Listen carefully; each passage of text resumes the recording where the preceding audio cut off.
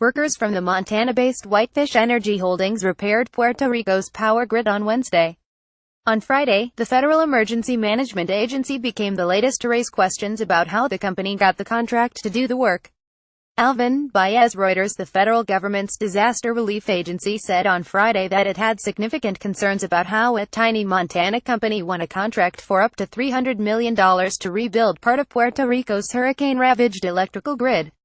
The Federal Emergency Management Agency, which normally would help pay for storm recovery, warned that it might refuse to cover any costs if the contract between Whitefish Energy and the Puerto Rico Electric Power Authority, known as PREPA, was found to be improper. Based on initial review and information from PREPA, Fema has significant concerns with how PREPA procured this contract and has not confirmed whether the contract prices are reasonable, the federal agency said in a statement on Friday.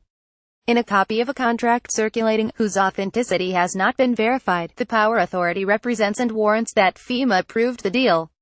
But in its statement, Fema said, any language in any contract between PREPA and Whitefish that states Fema approved that contract is inaccurate. That contract cites the rates to be paid to Whitefish, including $188.07 to $440 an hour for the labor of its workers.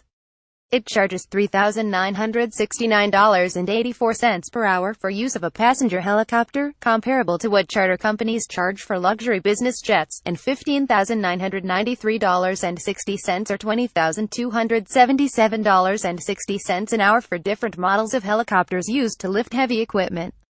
The pact also states that government agencies do not have the right to audit or review the cost and profit elements of the labor rates specified herein, though the federal government may not be bound by that clause.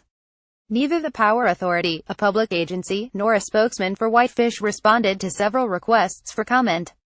Members of Congress and the Department of Homeland Security are already looking into the deal. On Thursday, the House Committee on Natural Resources, which oversees Puerto Rican affairs, sent a letter to the Power Authority, demanding all records connected to the contract.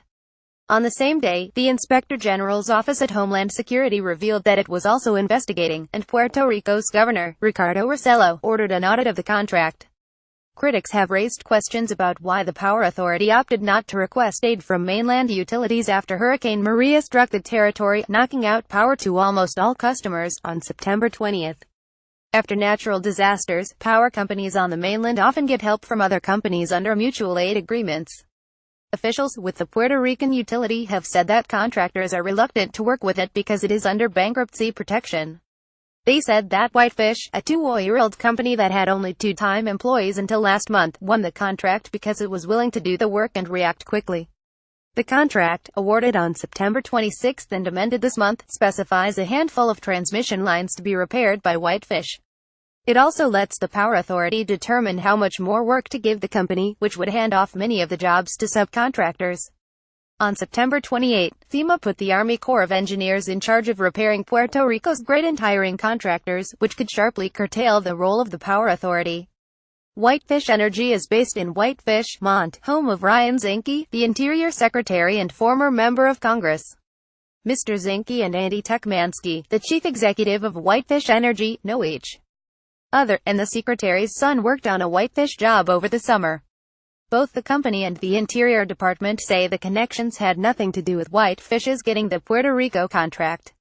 On Friday, the White House Press Secretary, Sarah Huckabee Sanders, said, "This is a contract that was determined by the local authorities in Puerto Rico, not something that the federal government played a role in." She said Mr. Trump asked Mr. Zinke, during a private meeting at the White House, whether he had been involved. Mr. Zinke told the president that the federal government, and specifically he, had nothing to do with this, Ms. Sanders added. Mr. Zinke released a statement saying that any attempts by the dishonest media or political operatives to tie me to awarding or influencing any contract involving Whitefish are completely baseless. Julie Hirschfeld Davis contributed reporting from Washington. A version of this article appears in print on October 28, 2017, on page A13 of the New York edition with the headline "Significant Concerns Cited Over Puerto Rico Deal."